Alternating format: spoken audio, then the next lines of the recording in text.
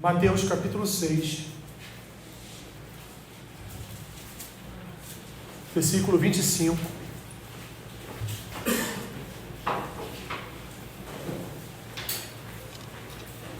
fazer a leitura do 25 ao 34. O engraçado, meus irmãos, dessa passagem, provavelmente se você está com a sua Bíblia em mãos, a Bíblia já de algum tempo de caminhada com o Senhor, você já deve ter algumas anotações, algumas coisas rabiscadas, né? Porque você já deve ter ouvido essa palavra muitas e muitas vezes. Mas mesmo assim não aprendemos. Olha que interessante, né? Mesmo assim não aprendemos. Olha o que o Senhor Jesus diz ainda no contexto do Sermão do Monte, Mateus 6, 25. Por isso vos digo, não andeis ansiosos pela vossa vida, quanto ao que haveis de comer ou beber, nem pelo vosso corpo, quanto ao que haveis de vestir. Não é a vida mais do que o alimento, e o corpo mais do que as vestes? Observai as aves do céu, não semeiam, não colhem, nem ajuntam em celeiros, contudo, vosso Pai Celeste as sustenta. Porventura, não valeis vós muito mais do que as aves? Qual de vós, por ansioso que esteja, pode acrescentar um côvado ao curso da sua vida? E por que andais ansiosos quanto ao vestuário? Considerai como crescem os lírios do campo. Eles não trabalham, nem fiam. Eu, contudo, vos afirmo que nem Salomão, em toda a sua glória, se vestiu como qualquer deles. Ora, se Deus veste assim a erva do campo, que hoje existe e amanhã lançada no forno, quanto mais a vós, homens de pequena fé? Portanto, não vos inquieteis dizendo, que comeremos, que beberemos, ou com que nos vestiremos? Porque os gentios é que procuram todas estas coisas, pois vosso Pai Celeste sabe que necessitais de todas elas. Buscai, pois, em primeiro lugar, o seu reino e a sua justiça, e todas estas coisas vos serão acrescentadas. Portanto, não vos inquieteis com o dia de amanhã, pois o amanhã trará os seus cuidados. Basta ao dia o quê? O seu próprio mal. Obrigado, Santo Deus, por tua palavra, que eu não seja um impeditivo dela falar ao coração da tua igreja nesta manhã, em nome de Jesus. Amém. Podem sentar. Meus irmãos, existem alguns termos modernos, alguns termos atuais em nossa sociedade que explicam ou conceituam a decadência mental da humanidade, do homem. Sociedade terapêutica, homem psicológico, emotivismo. Sabe o que é emotivismo? Uma pessoa movida pela emoção. Qualquer coisa que você fale, ela se aborrece, ela se chateia, ela se ofende. Não, meus irmãos, por conta de uma forma de viver, mas por conta dela se achar no direito de estar ofendida por alguma palavra. Evidentemente, não estou falando aqui de coisas sérias ou graves. Temos a figura do homem individual, e temos aí, portanto, a que mais tem levado pessoas para o limbo, que é o direito psicológico de ser feliz. Eu amanhã acordo e digo que eu não sou mais homem, sou uma mulher. E, portanto, a sociedade tem que me aceitar do jeito que eu quero, porque, afinal de contas, eu vou me sentir bem dizendo que agora eu sou uma mulher. Isso é só uma das consequências do direito psicológico de ser feliz.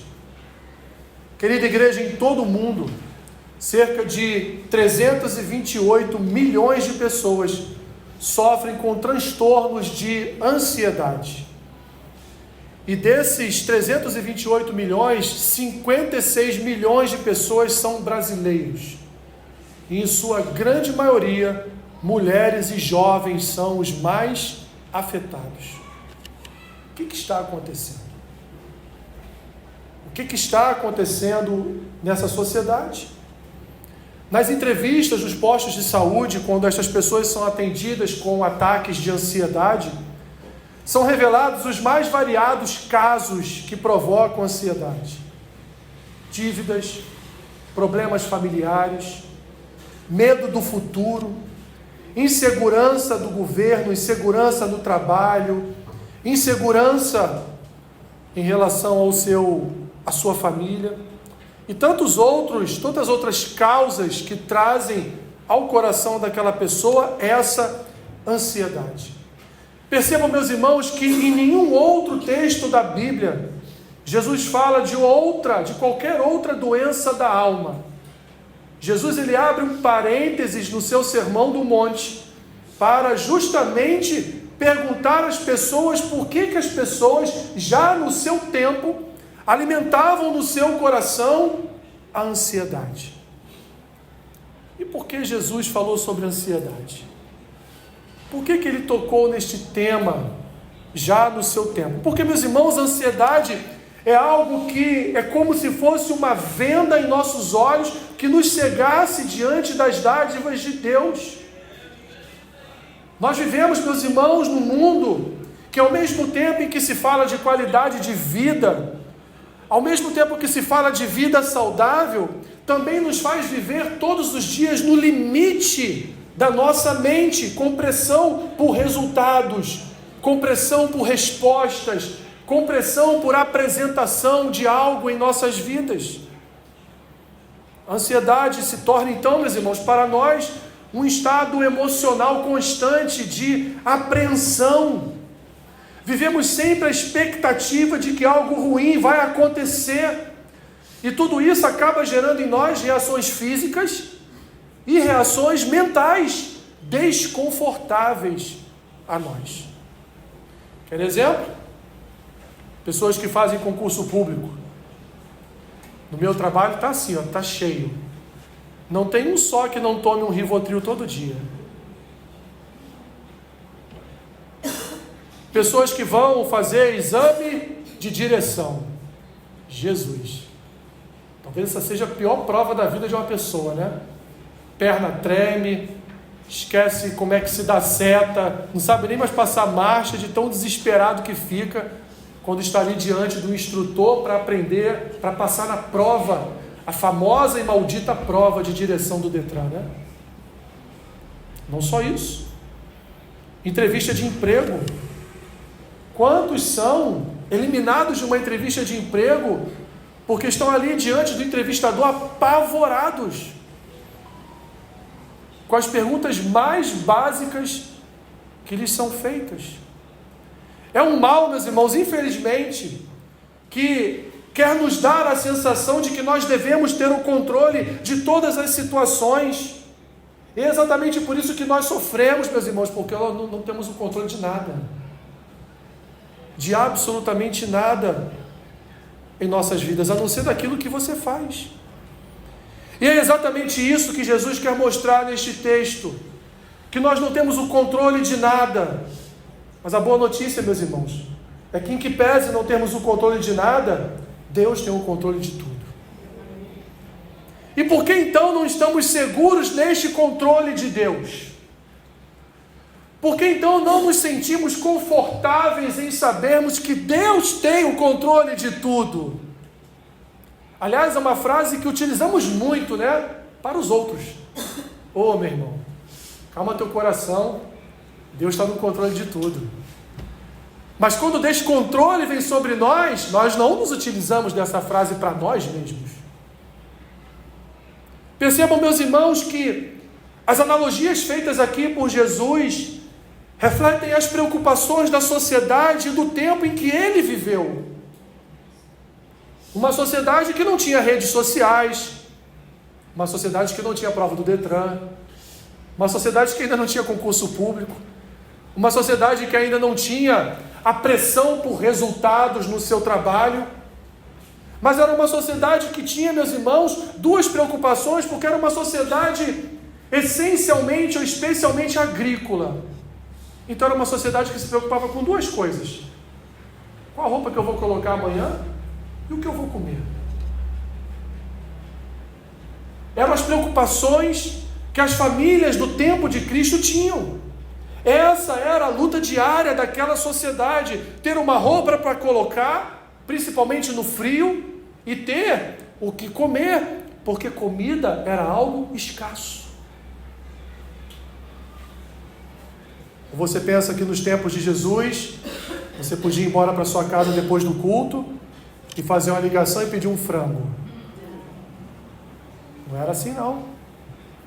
Às vezes nem um frango no quintal eles tinham para poder fazer para o almoço de domingo. Meus irmãos, essa era a luta diária daquela sociedade. Então Jesus ele vai abrir um parênteses na sua pregação no Sermão do Monte, exatamente para conduzir aquelas pessoas a um caminho de cura para todo e qualquer tipo de ansiedade. E a partir então do versículo 25, ele vai apresentar as causas das preocupações daquele povo. E ele vai dizer: por isso vos digo, não andeis ansiosos pela vossa vida, quanto ao que haveis de comer ou beber, nem pelo vosso corpo, quanto ao que haveis de vestir. Não há vida mais que o alimento, e o corpo mais do que as vestes? Olhem, meus irmãos, que Jesus ele vai se utilizar aqui de uma expressão imperativa. Ele não vai dizer assim: olha, cuidado com andar ansioso. Olha, não é bom que vocês fiquem ansiosos. Não, ele vai dizer: não andeis ansiosos. Jesus está aqui, meus irmãos, já dando a primeira ordem da sua palavra àquele povo. Vocês não podem andar ansiosos. Vocês não precisam andar ansiosos. Vocês não precisam ocupar a mente de vocês com tantas preocupações como vocês têm ocupado. Só que Jesus, meus irmãos, já havia dito àquele povo quais eram as preocupações deles e por isso eles estavam ansiosos.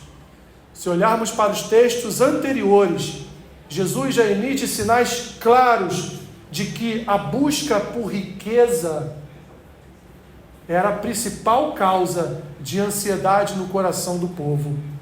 Olha o que ele fala no versículo 19, um pouco antes aí do nosso texto. Não acumuleis para vós outros tesouros sobre a terra, onde a traça e a ferrugem corroem, onde ladrões escavam e roubam. Mas ajuntai para vós outros tesouros no céu, onde traça nem ferrugem corrói, e onde ladrões não escavam nem roubam. Porque onde está o teu tesouro, aí também estará o teu coração.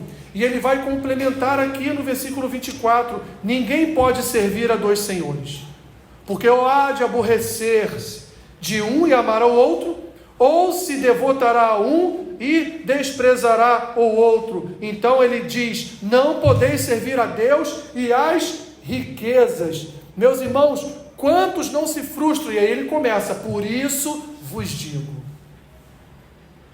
Quantos, meus irmãos, não andam frustrados nas suas vidas por não possuírem mais? Quantos, meus irmãos, trabalham todos os dias desesperadamente para ganharem mais, mais e mais? Quantos, até mesmo sem a mínima necessidade, trabalham por mais apenas para saciarem as suas vaidades? E tudo isso, meus irmãos, gera como resultado nesses corações a ansiedade. Jesus, então, ele se utiliza desses textos anteriores para dizer aquilo que ele quer dizer àquele povo. Ele então se utiliza da busca por tesouros e riquezas que ocupavam o coração daquela sociedade, e não é muito diferente na nossa sociedade atual, para exatamente diagnosticar a causa da ansiedade. Mas ele não vai só trazer um diagnóstico, Jesus também vai trazer um caminho, meus irmãos, para a cura. E aí, numa esplêndida analogia, ele faz o uso, percebam, da doutrina da criação.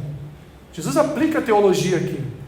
Ele faz o uso da doutrina da criação, que vocês estudaram no nosso curso básico de teologia que ano passado, lembra? Foi a primeira ou segunda matéria, a doutrina da criação. Jesus se utiliza da doutrina da criação para fazer essa analogia e para dizer, meus irmãos, em resumo, que Deus nos sustenta sem nos darmos conta disso.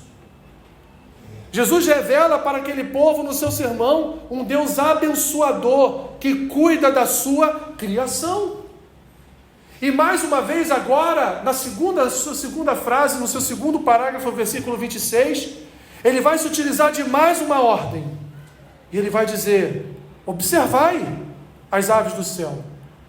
Não semeiam, não colhem, não ajuntam em celeiros, contudo vosso Pai Celeste as sustenta.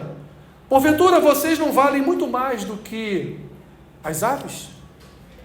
Esse imperativo, meus irmãos, de observar, é um chamado para estarmos atentos à voz da criação. É um chamado para olharmos para o livro de Gênesis, onde se fez um registro em cada criação que Deus realizou. Deus fez um registro de que tudo era o quê? Bom. Olha, isso que eu criei é bom. Eu criei o homem e também foi muito bom o que eu criei. Portanto, meus queridos irmãos e irmãs, o Criador destinou a toda a sua criação o seu sustento. Então, por que nos preocupamos tanto? Por que ocupamos o nosso coração, meus irmãos, com tantas preocupações? Olha o que ele diz: uma ave que não colabora absolutamente em nada com a sua subsistência. Ela não planta, ela não rega, ela não colhe, ela não ajunta, ela não participa de absolutamente nada no processo de plantio e colheita do alimento. Mas todos os dias ela tem o que à sua disposição? E em abundância, o alimento. O alimento necessário para ela sobreviver. Jesus então termina essa sua primeira parte da analogia fazendo uma pergunta. Se bem que se tivesse algum ecologista entre nós aqui, diria que não, né? Mas nós não valemos muito mais do que as aves dos céus? Não valemos? Eu sei que o ecossistema social hoje diz que não, né? Que a gente vale menos que uma barata. Mas Jesus pergunta: vocês não valem mais do que as aves? Mas ele continua, meus irmãos, dentro da sua analogia. Jesus ainda vai se valer de uma outra pergunta no versículo 27. Qual de vós, por ansioso que esteja, pode acrescentar um côvado ao curso da sua vida? Você sabe como vai ser o seu dia de amanhã? Vamos lembrar um pouquinho do que o apóstolo Tiago disse? Amanhã estarei indo para a praça, montarei a minha barraca e venderei os meus produtos. Mas o que ele diz logo em seguida? Se Deus me permitir, se Deus quiser. Podemos ter vários planos para a nossa semana, mas só o realizaremos se Deus permitir.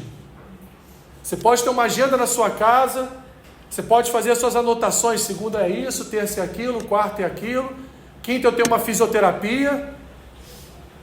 Você pode acordar quinta-feira já curado e nem precisar da fisioterapia. Nós não temos o controle, meus irmãos, sobre absolutamente nada. Você tem um controle sim sobre os seus boletos, porque se você faz conta, você tem que pagar. Não envolve Deus no meio dos seus boletos, não. Estamos falando aqui de outras coisas. Estamos falando de situações em que nós não detemos em nossas mãos o controle para fazermos algo. Coisas que fazem contra nós, situações que acontecem e nos pegam de surpresa, o que falam ao nosso respeito. Nós não temos o controle de tudo, meus irmãos. Então o que adianta andarmos, meus irmãos, ansiosos se nós não temos o controle de nada? O que adianta sofrer por algo, por exemplo, que é inalcançável? E aí Jesus nos traz mais um imperativo, dentro de mais uma analogia sua, porque ele falou da comida, agora ele vai falar das vestes. E no versículo 28 ele pergunta: por que andais ansiosos quanto ao vestuário? Considerai como crescem os lírios do campo. Eles não trabalham, nem fiam, nem tem costureira para fazer a roupa deles. Como eu falei com as crianças aqui ainda há pouco, você já viu vender roupa de planta em shopping? Não.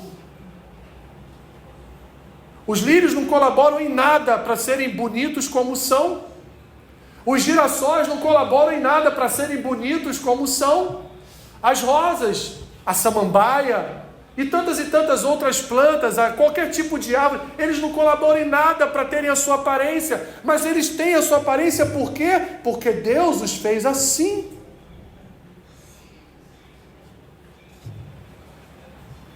Quando nós vemos a história da rainha de Sabá com Salomão, e é por isso que Jesus cita aqui, no versículo 29, eu contudo vos afirmo que nem Salomão, em toda a sua glória, se vestiu como os lírios do campo. Quando nós lemos a passagem que está registrada lá, no primeiro livro de Reis, sobre a visita da rainha de Sabá a Salomão, ela fica impressionada com toda a riqueza daquele reinado. Ela fica impressionada com as comidas que são servidas. Ela fica impressionada até com as roupas dos obreiros que servem aquelas comidas, com as roupas dos copeiros, com toda a pompa e riqueza do reinado de Salomão. E aí Jesus toma tudo aquilo que Salomão possui e diz assim, não chega nem perto da aparência de um lírio do campo. Nem perto.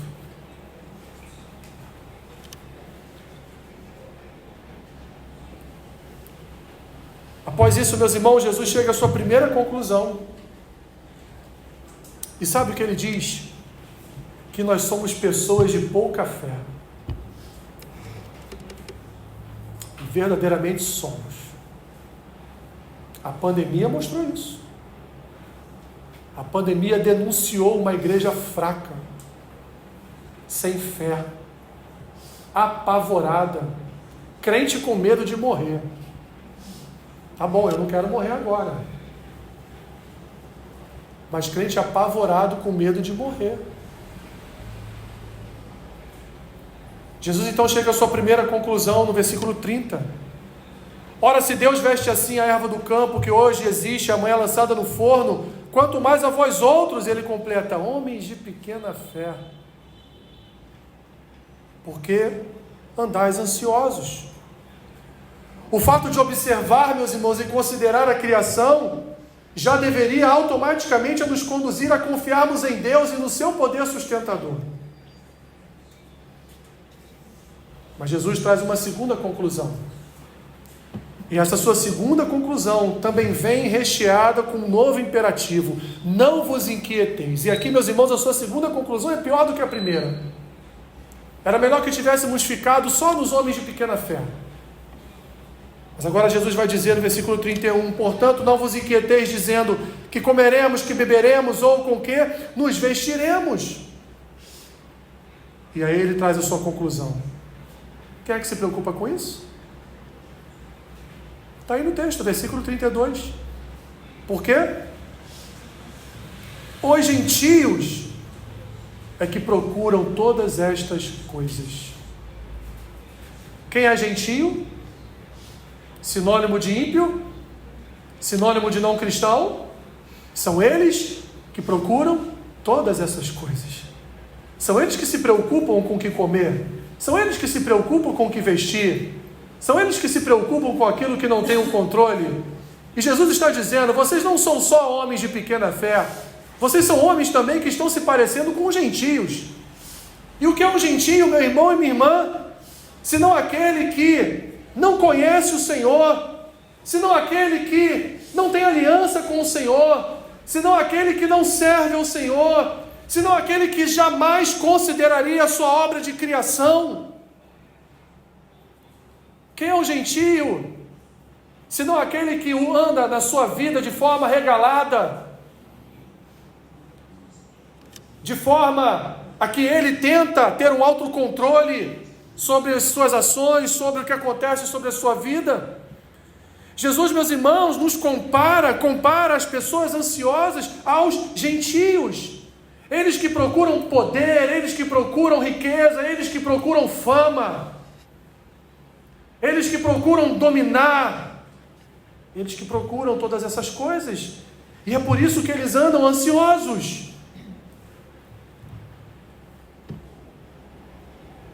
E o principal, meus irmãos, ao delegar aos gentios essas inquietações, Jesus está dizendo ao povo que desconfiar do seu Senhor e Criador é um pecado.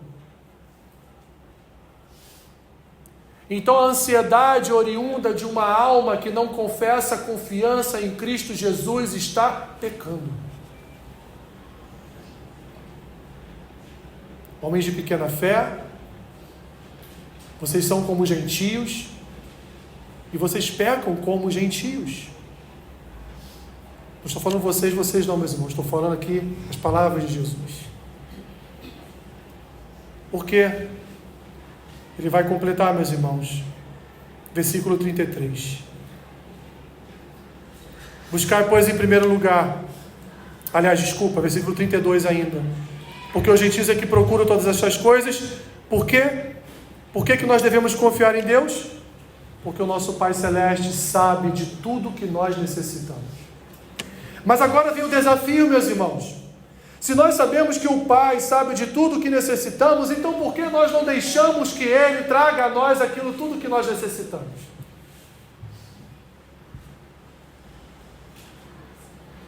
Por que nós então não acalmamos o nosso coração e aguardamos pela fé tudo aquilo que o Senhor tem para trazer às nossas vidas, sem nos preocuparmos com o amanhã?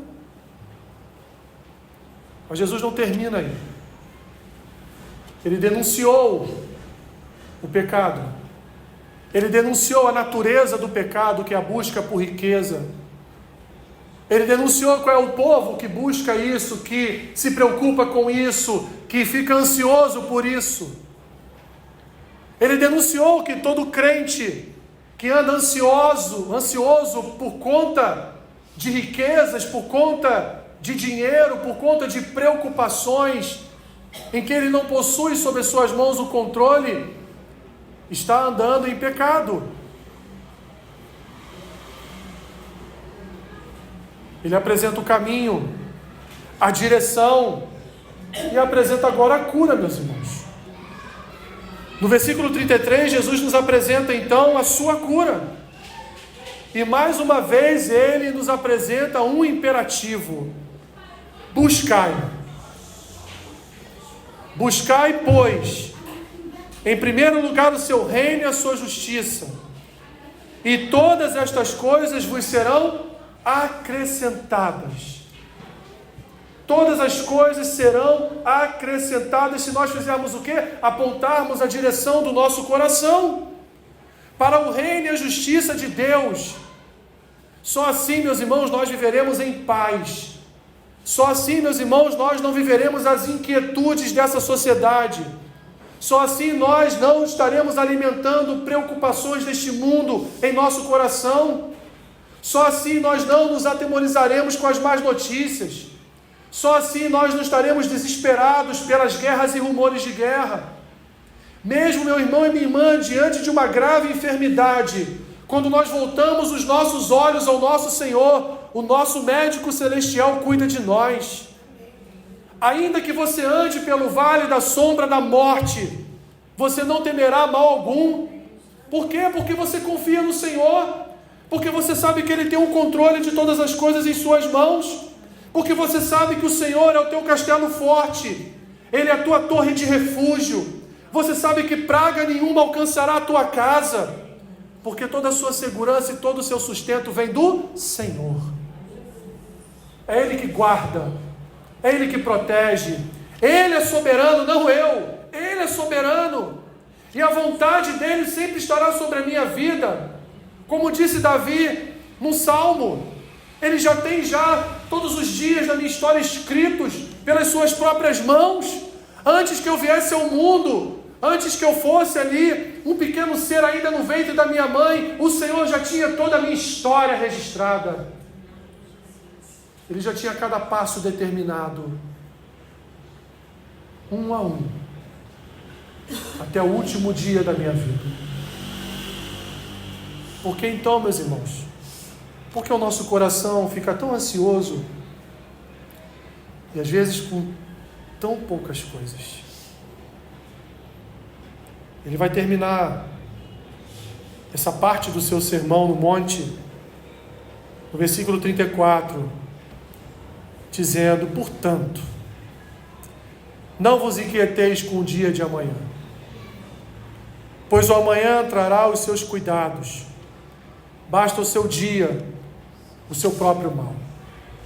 Jesus termina então esse texto, lembrando mais uma vez que não há razão para inquietudes, não há razão, meus irmãos, para murmurações, não há razão para nos desesperarmos quando algo não está no nosso controle.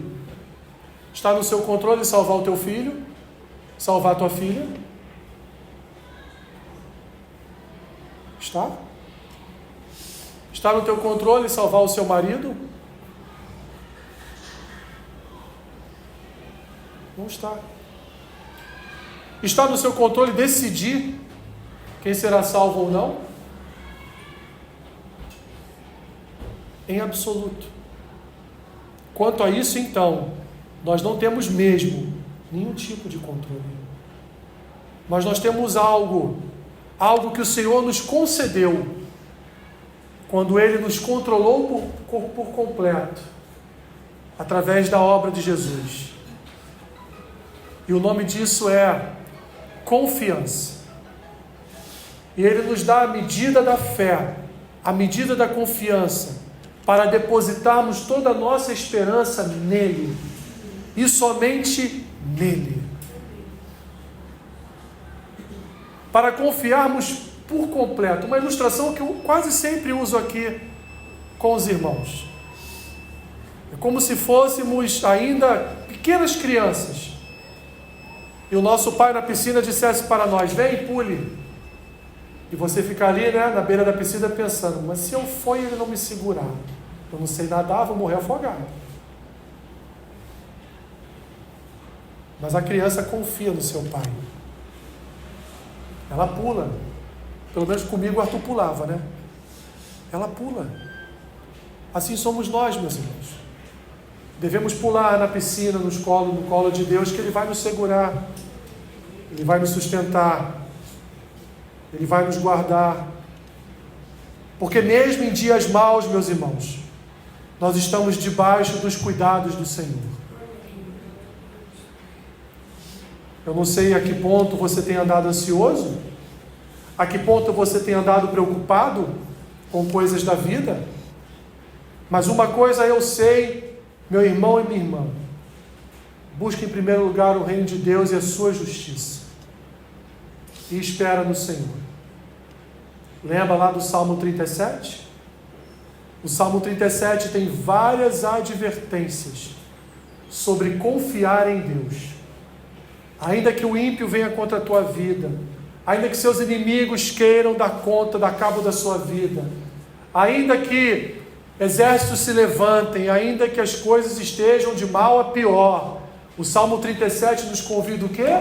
A confiar plenamente no Senhor. Porque Ele é soberano, Ele é santo. E Jesus então aqui na sua palavra nos dá essas ordens: não andeis ansiosos, observai e considerai o que Deus fez na sua criação, não vos inquieteis com o dia de amanhã. E no final Ele nos traz a cura: buscai em primeiro lugar, o que Ele quis dizer? Busque a minha presença. Como o salmista disse: invoca-me e eu me apresentarei. Invoque o nome do Senhor para a sua causa, meu irmão e minha irmã. Deus tem um controle absoluto de todas as coisas em nossas vidas. Nós não precisamos nos preocupar com absolutamente nada. Absolutamente nada. Porque Deus controla todas as coisas.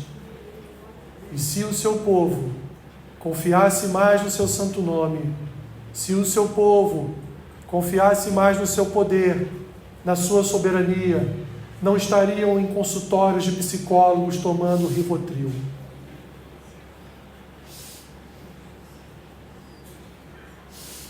não estariam compartilhando das suas vidas com quem não conhecem. Ah, mas eu não estou dizendo para você não buscar um psicólogo, ok? Assim como você tem que buscar um advogado. Assim como você tem que buscar um médico quando você está doente. Mas há situações que o divã não vai resolver. Há situações da nossa alma que só a busca pelo Senhor vai resolver. E nesse caso aqui, nesse caso dessa ansiedade que Jesus está falando, é uma ansiedade cuja raiz é pecaminosa. Pai amado, Pai querido, creio que até certa medida todos nós, em algum ponto, alimentamos certa ansiedade em nossos corações. Talvez por não confiarmos por completo na Tua obra. Talvez, Senhor, por não nos sentirmos tão amados pelo Senhor, tanto quanto a Tua Escritura nos revela que o Senhor nos ama. Por isso queremos nesta manhã, Pai, Te pedir perdão por tantas e tantas vezes que o nosso coração se viu afligido por alguma circunstância, principalmente por aquela que nós não tínhamos o controle. O Senhor é o dono das nossas vidas. O Senhor tem um controle absoluto sobre a nossa existência, sobre a nossa história. E portanto, ó Deus, nós queremos confiar mais em Ti. Queremos depositar por completo a nossa esperança no desenvolver da Tua graça em nosso coração, no Teu cuidado santo para com cada um de nós, sabendo, ó Senhor, as nossas vidas estão em Tuas mãos. Obrigado, Pai, por cuidar de nós, como nosso Pai terreno nunca cuidou e nem nunca poderia ter cuidado. Obrigado, Senhor. Obrigado por nos conquistar. Obrigado, Senhor, por abrir os nossos olhos. Obrigado, Senhor, por nos conceder porção de fé, para que venhamos a confiar plenamente na Tua vontade. Obrigado, Senhor, porque até aqui o Senhor tem nos sustentado, até aqui o Senhor tem nos guardado, até aqui o Senhor tem nos abençoado. Abençoa-nos, ó Deus. Ajuda-nos a guardar os nossos corações de uma alma que anseia sempre por mais e que acaba adoecendo. Ajuda-nos, ó Deus, a controlarmos o ímpeto da nossa alma, o ímpeto do nosso coração, e talvez buscar aquilo que o Senhor não quer para as nossas vidas. Ajuda-nos, por Tua graça e pelo nome de Cristo Jesus. Amém.